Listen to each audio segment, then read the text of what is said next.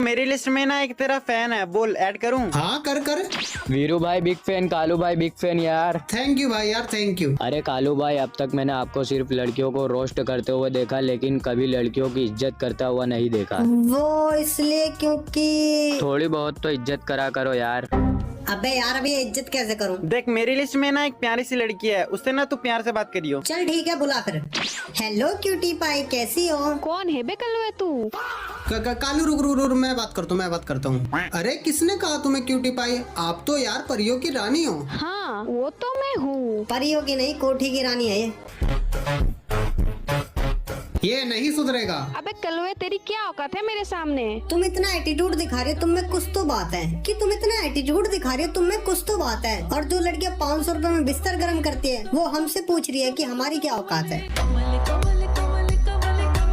अबे कालू यार, इज्जत करनी थी, बेइज्जत नहीं। अबे भाई मेरे को यही आता है।